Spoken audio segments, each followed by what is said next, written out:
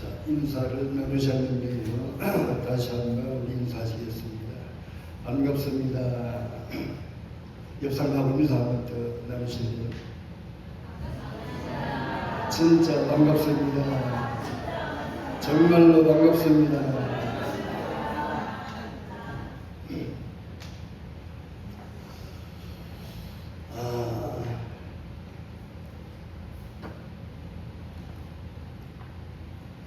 저를 처음 보죠? 저도 여러분들 처음 봅니다. 먼저 죄송한 말씀 드릴 것은 제가 목 관리를 좀 더 잘 해야 되는데 지난 한 주간 동안에 목 감기를 걸려가지고 신경을 좀 많이 썼어요. 계속해서 약을 먹고 하는데요. 우리 가족이 이 목 감기 걸려가지고 집사람을 같이 오려고 했는데 못 왔거든요. 이런 여러분들 좀 양해를 부탁을 드립니다. 저는 이름도 없는 목사고요.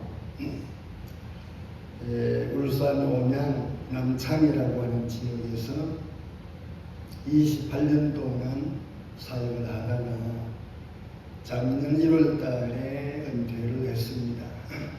그리고 원로 목사가 됐는데요. 우리 고자른 목사님으로부터 7월 29일 날 전화를 받았어요.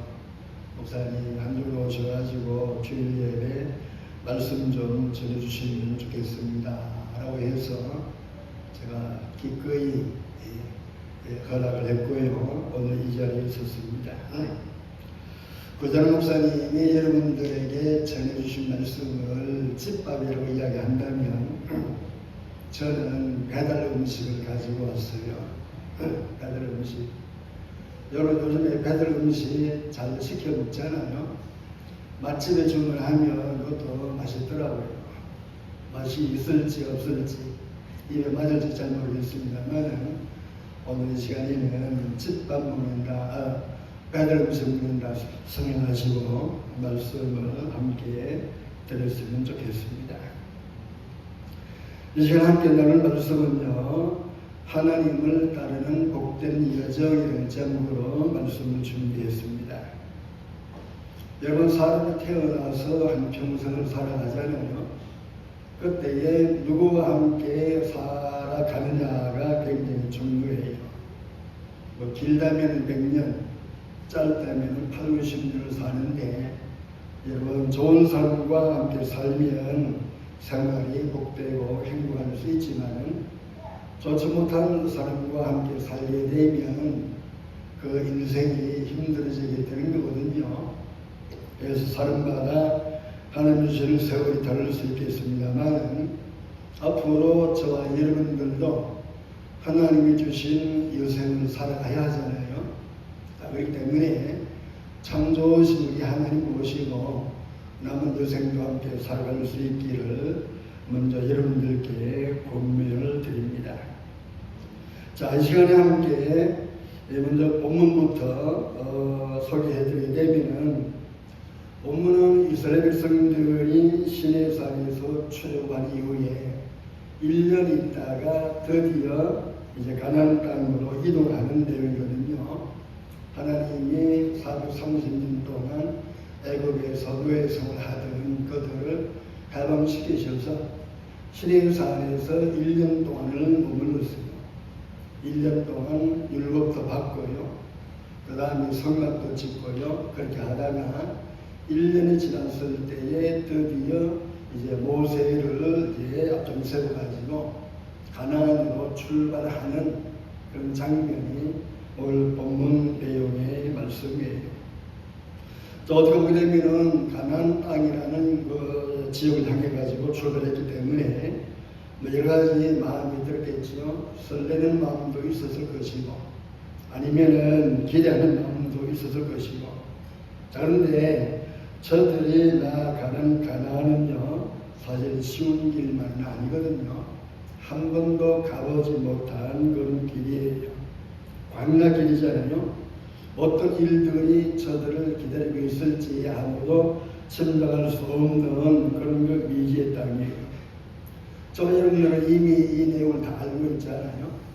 출애굽 40년 동안 광야에서 어떤 고생을 했는지, 어떤 어려움을 당했는지 이미 우리는 말씀을 통해서 다 알고 있습니다. 그렇지만은 이제 시내산을 출발했던 저들에게는 아무것도 모르는 미지의 땅을 향해서 이제 나아가고 있는 것이거든요.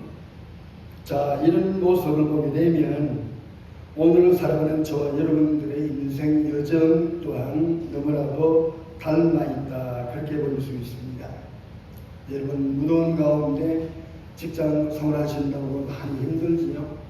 여러분, 이런 생활 지치고 상처받고 해결받아야 할 문제에 들어앉고 고민하는 모습들이 광야를 지나가는 이스라엘 백성들의 모습과 같다는 이야기예요. 자, 이런 거 모습 보게 되면 하나님의 인도를 받아가지고 복된 여정으로 우리 인생을 살아가야 할 것이 아니겠습니까? 몇 가지 정리해서 여러분들에게 말씀을 전해드리겠습니다. 자, 첫 번째로 먼저 해야 할 일이 있는데요. 살아계신 하나님을 신뢰하고 믿음으로 순종해서 나아가야 돼요. 자, 한번 따라해 보실래요? 하나님을 신뢰하고 말씀을 순종해서 가야 한다. 11절에서 13절에 보면 이렇게 말씀하고 있지요. 둘째 달 서문날에 구름이 정부의 성막에서 떠오르며 이스라엘 자손이 시내 광야에서 출발하여 자기 길을 가더니 파란 광야에 구름이 몰리라. 이와 같이 그들이 여호와께서 모세에게 명령하신 것을 따라 행진하기를 시작하였는데, 자, 여기 보시게 되면 구름이라는 단어가 나오고요, 정거의 성막이라는 단어가 나와요. 광야라는 단어도 나오거든요. 자, 이 단어들은 이스라엘 백성들이 하나님을 신뢰하고 시내에서 떠나가지고 가나안을 향해 나아가게 된 근거가 되는 말씀이에요.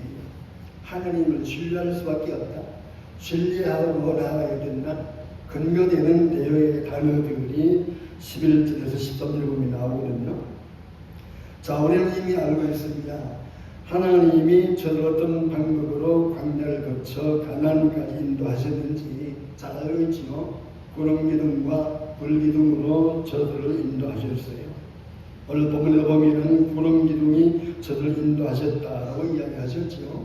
한 번도 가보지 못한 미지의 땅, 어떤 일들이 일어날지 모르는 땅을 구름을 따라서 이동했다, 그렇게 말씀하고 있잖아요. 자, 성도분들, 이 구름은요, 하나님이 저들과 함께 하신다는 임재의 표시거든요. 하나님이 이스라엘 백성들과 함께 하신다는 하나님의 임재의 표시가 구름이에요. 그렇다면 이 구름이 언제부터 등장했을까요? 여러분 한번 생각해 보셨습니까? 이스라엘 백성들을 구름 기둥으로 인도하신 이 구름이 언제부터 등장해가지고 언제까지 저 인도하셨는가, 여러분들 생각해 보신 적이 있는지 모르겠습니다. 여러분 출애굽기 19장에 보시게 되면 하나님의 모세를 시내산에 불러 올려가지고 십계명 주신 내용이 나오지요. 여러분 거기에서 처음으로 하나님이 구름으로 임재하시는 장면이 나와요. 여러분 어떻게 이야기하는가 하게 되면 우레와 번개와 빽빽한 구름이 산 위에 있고 나팔 소리가 매우 크게 들렸다. 연기가 자욱했다. 불 가운데 하나님이 강림하셨다. 우레와 번개와 빽빽한 구름이 산 위에 있고, 그러니까 하나님이 이스라엘 백성들에게 하나님의 살아계신 것을 보여주는 임재하는 상징으로 이번 가장 처음으로 구름 기둥이 나타난 것이 바로 출애굽기 19장에 나와 있는 십계명을 주실 때거든요. 자, 이때에 처음으로 구름이 등장했고요. 자, 근데 구름이 높은 산, 신인산 정상이 아니라 낮은 곳 지상으로 내려와서 임재한 사실이 있습니다. 그때 언니 가게 되면 시내사에서 하나님이 성막을 세우게 만들었죠. 그죠?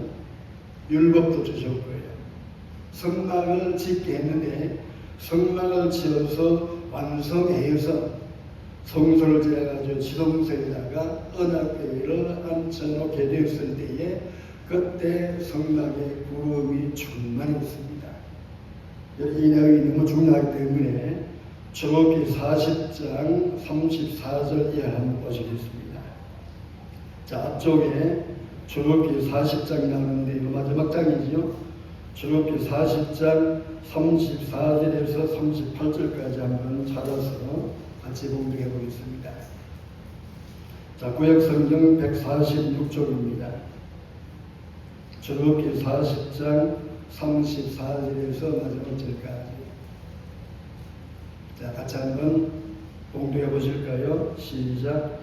구름이 회막에 덮이고 여호와의 영광이 성막에 충만하며 모세가 회막에 들어갈 수 없었으니 이는 구름이 회막 위에 덮이고 여호와의 영광이 성막에 충만함이었으며 구름이 성막 위에서 떠오를 때에는 이스라엘 자손이 그 모든 행진하는 길에 앞으로 나아갔고 구름이 떠오르지 않을 때에는 떠오르는 날까지 나아가지 아니하였으며 낮에는 여호와의 구름이 성막 위에 있고 밤에는 물이 그 구름 가운데에 있음을 이스라엘 온 족속이 그 모든 행진하는 길에서 그들의 눈으로 보았더라.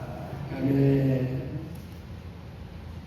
여러분, 이 성막에 구름이 충만했던 그때는 바로 성막을 지어가지고 완성했을 때에 그때부터 하나님이 구름으로 성막 위에 임재를 하셨어요.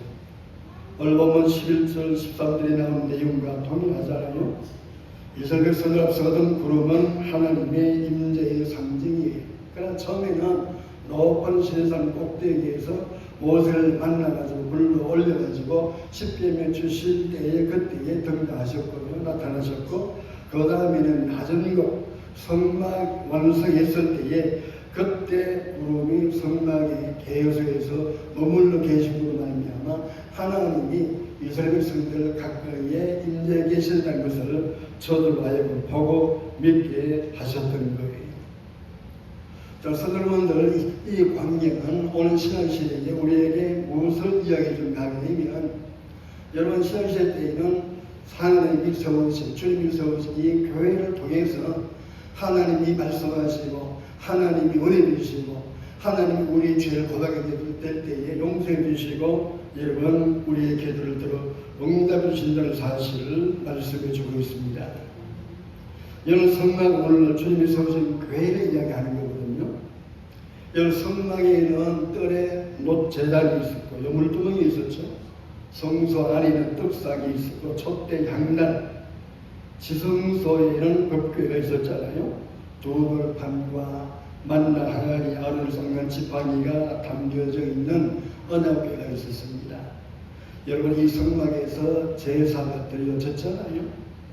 번제, 화목제, 속죄제, 속건제, 소제가 드려졌어요. 자, 이 제사들이 신약 시대인 오늘 이 시대에는요 예배 드리는 것으로 바뀌어 있잖아요. 신령과 진정으로 예배 드리는 모습으로 바꿔진 거예요. 그래서 여러분들 하나님을 멀리 계시는 하나님으로 우리가 여길 것이 아니고 가까이 계신 하나님을 우리가 믿고 찾고 신뢰하고 그 말씀 따라서 살아가야 된다는 거예요. 여러분 예수님께서 말씀하셨잖아요. 부활 성취하신 이후에 성령을 내게 보내시겠다. 오순절날 마가의 다락방에 성령이 임함으로 말미암아 여러분 신앙시대 교회가 탄생이 됐잖아요. 그때부터 주님 이름으로 보이는 곳에 성령이 함께 하시고 말씀으로 말미암아 우리에게 은혜를 주시고 우리의 죄를 용서해 주시고 여러분 축복해 주시는 그런 신앙시대에 교회가 시작이 된 거예요.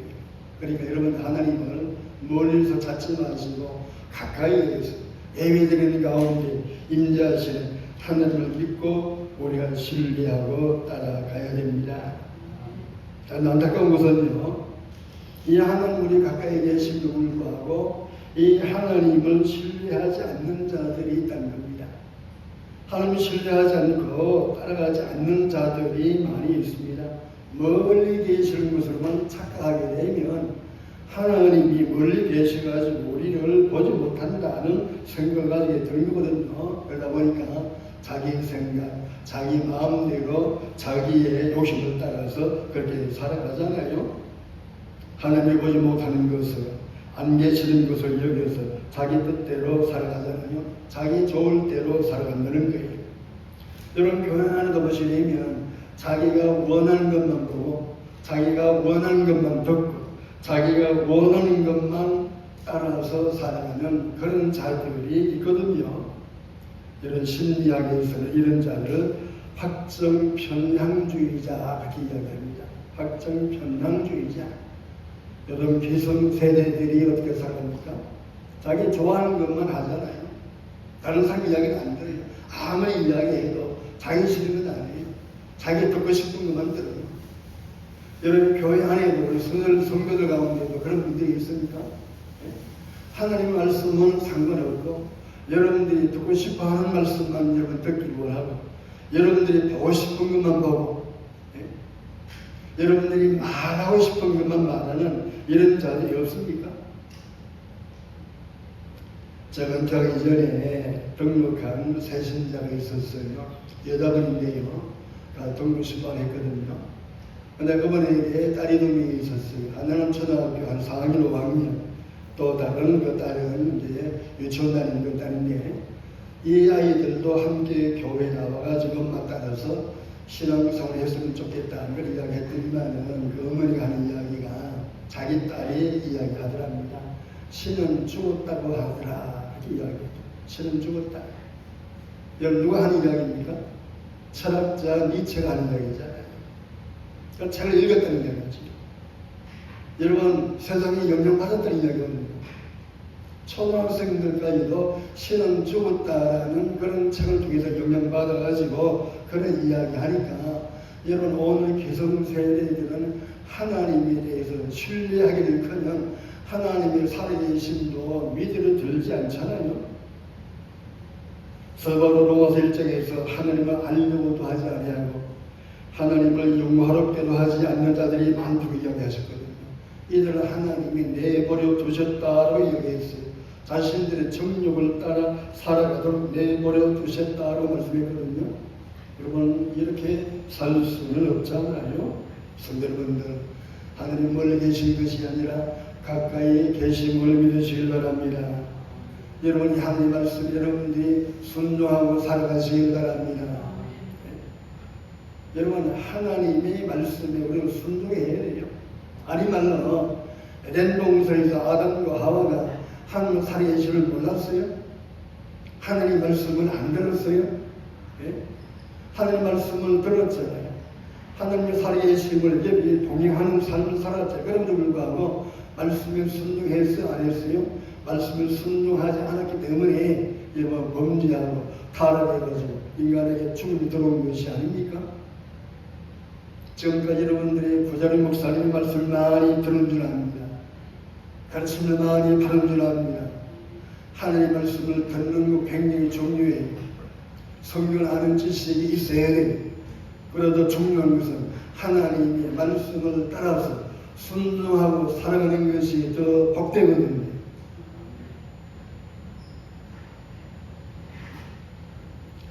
자, 두 번째로 하나님과 함께하는 복되는 여정에 들어가게 되면 리더를 앞세우고 한 방향으로 일치하여 나아가야 합니다.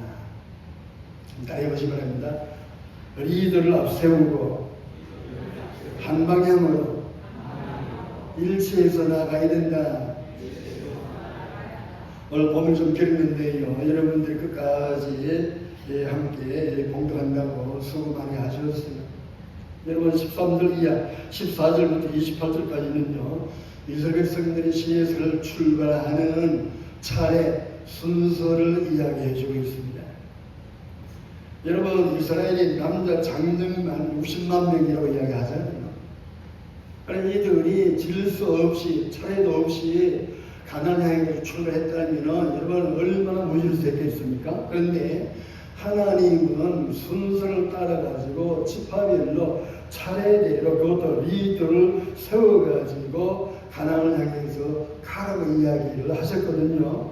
선조의 유다 자손, 그 다음에 이삭을 자손, 그 다음에 스불론 자손, 그 다음에는 성막을 해체한 게르손, 므라리 자손, 갓 자손이 따라갔고요. 그 뒤를 에브라임, 므낫세, 베냐민, 맨 마지막이 여러분들 단 지파가 따라가게 됐거든요. 질서 있게 리더를 세워가지고 하나님이 가나안을 향해서 나아가게 됐습니다. 이런 한마디로 질서 있는 행동이거든요. 고린도전서 14장 33절에 보면은요, 하나님은 어지러움이 하나님이 아니시다 그렇게 이야기하셨어요. 다른 말로 말하게 되면 하나님은 질서의 하나님이라는 뜻이잖아요. 여러분 창세기 1장 보시게 되면 첫나무를 창조하실 때도 보시게 되면 첫째 날, 둘째 날, 셋째 날, 넷째 날 해가지고 이번 여섯째 날 차례대로 질서 있게 하나님이 말씀으로 천지만물을 창조하시잖아요. 그래서 우리도 여러분들도 신앙생활 하실 때에 질서가 있는 신앙생활을 하셔야 돼요. 여러분 싸움과 다툼, 분열 이와 같은 일들이 없어야 된다는 이야기거든요. 우리 노예 안에도 오시게 되면 여러분 싸우고 쪼개진 갈라진 교회가 몇 개 있어요. 제가 노예 임원이 되어가지고 수석위원회가 되고 임명받아가지고 양쪽을 불러가지고 화해를 시켜보려고 시도를 여러 번 해왔습니다. 한 번 나눠지고요, 한 번 쪼개지니까 여러분 인간의 힘으로는 하나 되는 것이 어렵다. 결국엔 나눠지고 결국은 분열되어가지고 쪼개지는 이런 광경을 우리 노예 안에도 있거든요. 그래서 여러분들 하나님은요 어지러움이 하나님이 아니십니다. 질서의 하나님이십니다. 질서 있게 여러분 목자 되시는 예수님을 주인으로 모시고 이 두레교회 목회자로 세우신 부자는 목사님을 따라서 나머지 여러분들이 세우신 장로님을 리더로 세워가지고 여러분 질서 있게 말씀 따라 나가시게 되면 하나님은 복된 여정이 되게 하십니다. 감사한 것은 제가 목회하는 동안에 28년 동안 목회하는 동안에 우리 교회 내에서 우리 성도들 사이에 티격태격하는 그런 일들이 있었습니다만 나눠져가지고요 쪼개지고 분열하는 그런 모습은 없었거든요. 그렇기 때문에 28년 동안 무사히 목회를 마치고 은퇴할 수 있었는데요. 교성들분들 여러분들도 교회 일치를 위해서 기도 많이 하시기 바랍니다. 성도와 성도 간에 하나 되는 모습을 위해서 여러분들이 많이 기도하시길 바랍니다. 성경 보시면 일치하라는 하나 되는 말씀이 굉장히 많이 나오거든요. 빌립보서 2장 3절에 보면 아무 일이든지 다툼이나 회욕을 하지 말고 오직 겸손한 마음으로 각각 자기보다 남을 낮게 여기라. 다툼이 없어야 된다는 이야기, 싸움이 없고 분쟁이 없어야 된다는 이야기거든요. 에베소서 4장 3절에 보면 평안의 면언줄로 성령이 하나 되게 하신 것을 힘써 지키라. 예? 힘써 지키라. 여러분 교회 내에서 분쟁이 일어나는 것은 여러분 누가 한 짓일까요? 성령이 하나님 하신 일입니까? 성령이 하나 되게 하신다고 이야기하셨잖아요. 교회 내에서 싸우고 다투고 분열하게 하는 것은 이건 사탄이 하는 거예요. 마귀가 하는 거예요. 여러분 분별하시길 바랍니다. 대제사장의 기도라고 하는 요한복음 17장에 보시게 되면 예수님이 제자들을 위해 가지고 하나 되게 해달라는 기도를 여러 번 하셨어요. 예수님이 십자가 죽은 눈앞에 앞두고 제자들과 이제 이번에서 부활하시고 성천하셔야 되는데 제자들 보니까 안타까움이 있어가지고 기도하실 때에 하나가 되게 해달라는 내용으로 기도를 많이 하셨거든요. 요한복음 17장 11절 보면 나는 세상에 되어 있지 아니하오나 그들을 세상에 있었고 너는 아버지께로 가옵나니 그러하신 아버지여 내게 주신 아버지 이름으로 그들을 보존하사 우리와 같이 그들도 하나 되게 하옵소서. 요한복음 17장 21절 보면 아버지여 아버지께서 내 안에 내가 아버지 안에 있는 것 같이 그들도 다 하나가 되어 우리 안에 있게 하사. 이런 기도를 왜 하셨을까요? 제자들이 평소에 다툼이 많았잖아요. 싸움이 있었잖아요.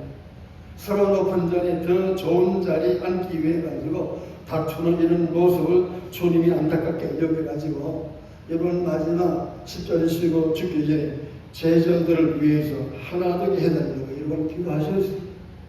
그러면 교회 내에서 성령의 하나 되게 하신 것을 힘써 지키는 것이 그만큼 중요하다는 이야기예요. 지금까지 울산 두레교회에서 신앙생활을 해오신 여러분들 일치하게 하나 되어 여기까지 달려오신 줄 압니다.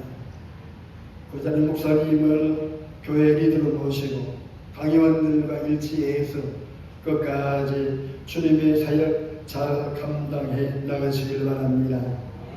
한 마음 한 뜻을 품어서 달려가시기를 바랍니다.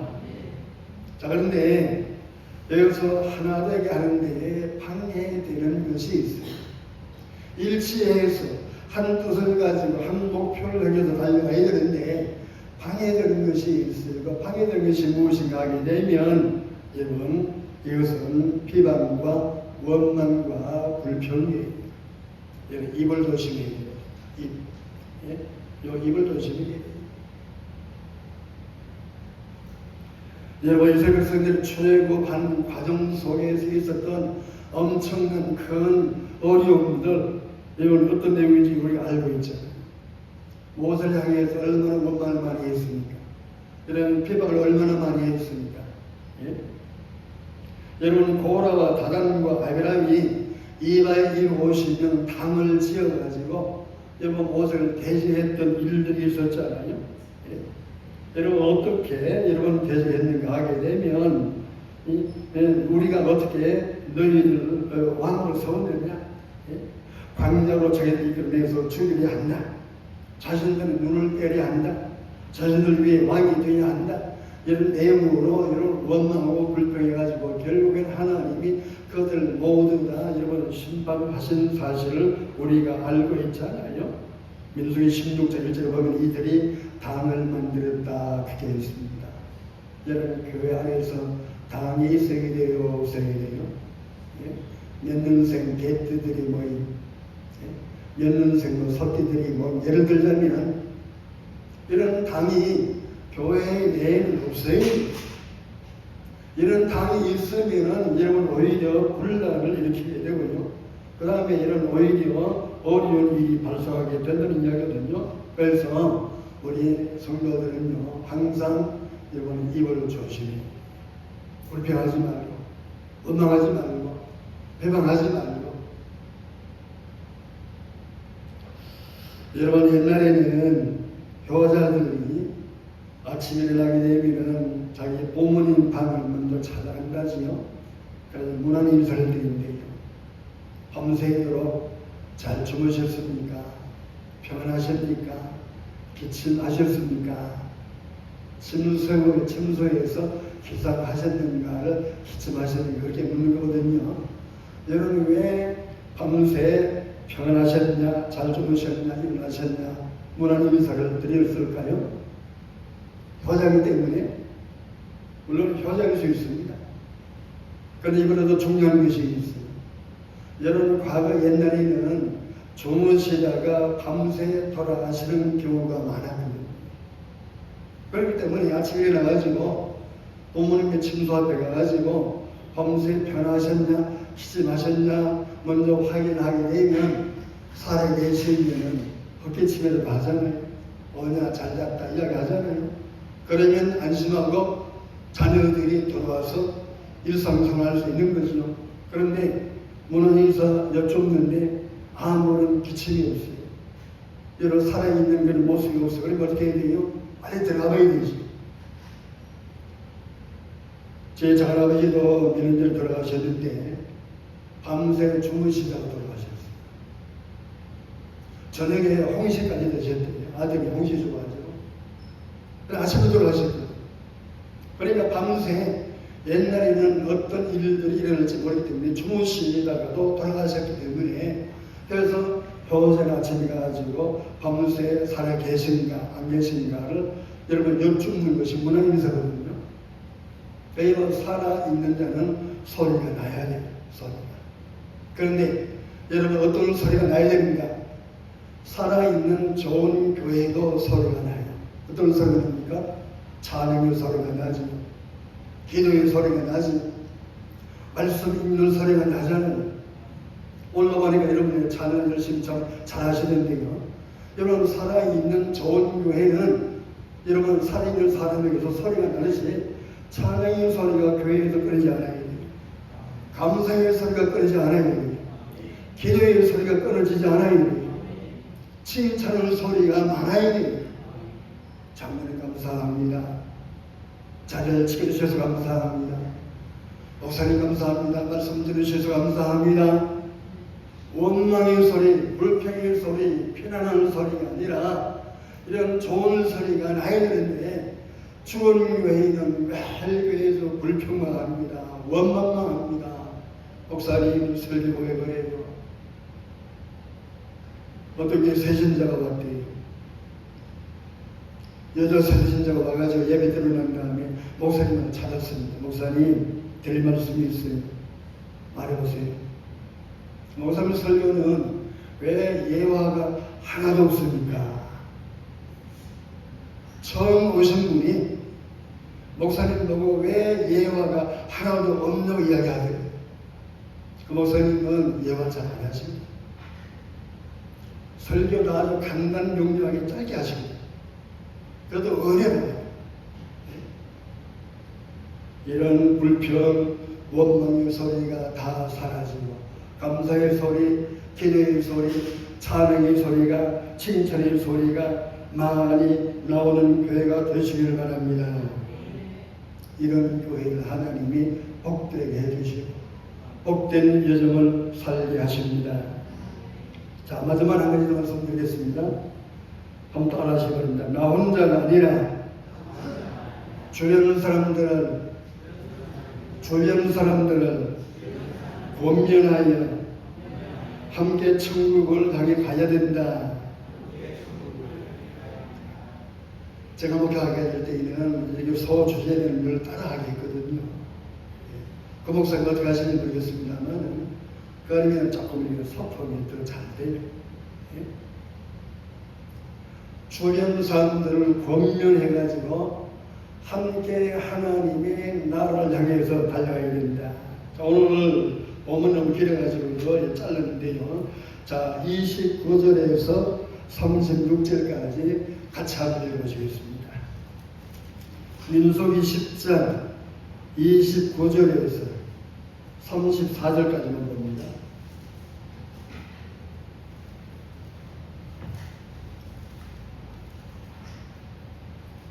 자, 민수기 10장 29절에서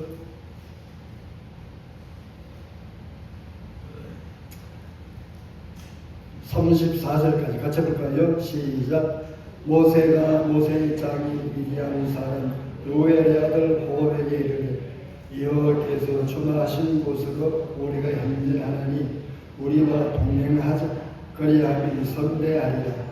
여호와께서 이스라엘에게 복을 내리다 하셨느니라.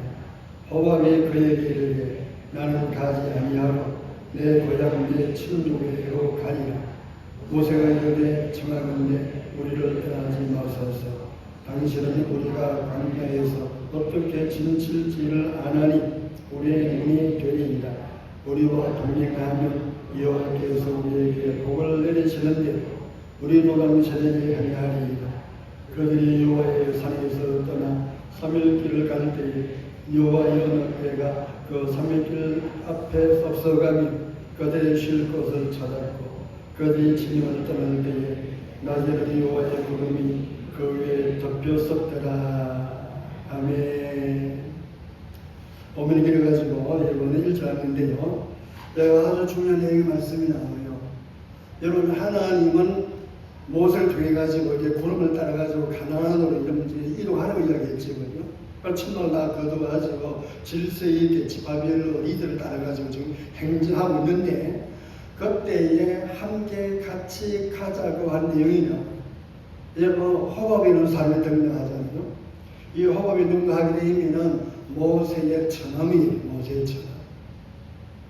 시내 산에 이스라엘 백성들이 하나님 능력으로 출애굽했던 사실을 전해들은 모세의 장인 이드로가 자기 아내하고 그 다음에 모세의 아내 데리고 시내 산에 와서 만나잖아요. 오늘 본문을 보면 르우엘이라고 나와 있는데 르우엘이 이드로예요. 자, 그때에 함께 처남인 호밥도 따라온 것으로 그렇게 여기고 있는데요. 이 호밥에게 무엇을 이야기합니다. 하나님이 예비해 놓으신 가나안 땅이 있는데 그런 가나안 땅에 우리와 함께 가자고 이야기하잖아요. 예? 당신은 유목민이기 때문에 길도 잘 알 것이고 천막도 어디에 처해질 것이 잘 알고 있기 때문에 우리에게 도움도 줄 수 있다. 그러니까 함께 가는데, 더 중요한 것은 하나님이 예비해 놓으신 복된 땅이 있으니까 그 땅으로 함께 가자로 권면하잖아요. 이거 무슨 이야기를 있습니까? 여러분, 예수 안 믿는 우리가 예수 안 믿는 사람들을 함께 권면해서 하나님이 예비해 놓은 것을 받아 누리도록 해야 된다는 이야기거든요. 아까 예비 전에 우리 장로님 두 분과 함께 이야기 나눌 때에도 그런 이야기 했습니다만, 더 열심히 복음을 전해가지고 빈들을 채워야 되겠다 그런 이야기를 했잖아요. 저도 개체가 있기 때문에 그 심정 잘 알아요. 한 명이라도 교회 주일을 빠지게 되면 마음이 쓰이거든요. 한 분이라도 다른 곳에 이사하게 되면 마음이 아프거든요. 저는 그렇게 목회했어요. 하나님이 원하시는 양떼들이 다 내 양이 아니다.